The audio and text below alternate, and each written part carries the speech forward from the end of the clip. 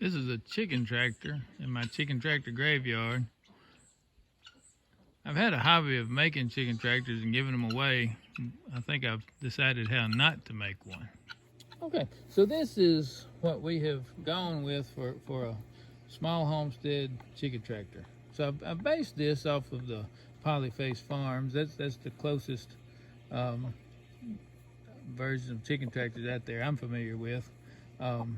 They needed to have 75 chickens. We do not. We've got a small incubator. We can only do about 2 dozen eggs, so we'll never have more than usually 20 chickens in a chicken tractor. So we've gone with this model, and if you'll notice, it's really light. It's 4 feet by 8 feet, so 32 square feet. Theoretically, could hold 32 birds. We'll never push it to that level. One thing I want you to notice is that it's built really light. So I used 2x2 timber. Actually, just split 2x4s. And it still has plenty of strength. We actually have goats, and you can fit about 8 goats on the top of it. The roof has never offered to cave in. You'll see I do have some bracing. As I've made these, I've found out that there's a better way to do the bracing. I will do a later video with another, with my improvements. One thing I want you to notice is the chicken wire. So I have 2 sets of chicken wire. Now, the reason for 2 sets, it may seem like a waste, but we have a lot of predators, especially raccoons. If I offset these, a raccoon can still stick his hand into the cage, but he's not going to be able to manipulate his hand out. So he won't grab one of my chickens through the cage. So far, we've not lost a chicken to a raccoon using this system. You notice I leave the wheels on. Some people take the wheels off.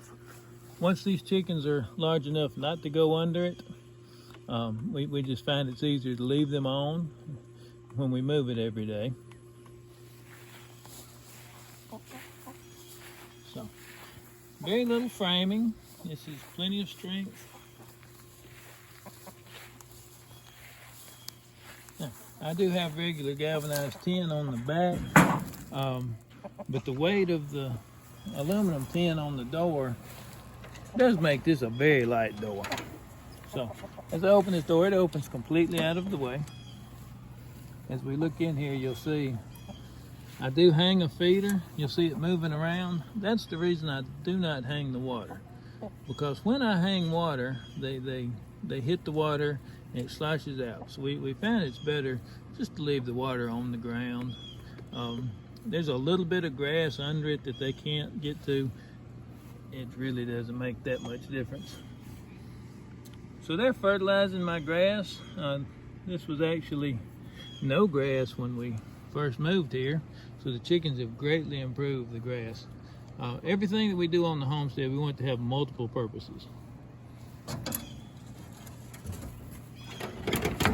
So, just do have a nice sturdy handle. Like I said, very light. I don't know of any, it doesn't take much strength. I think people of most any age, if they're ambulatory, they should be able to move this chicken tractor.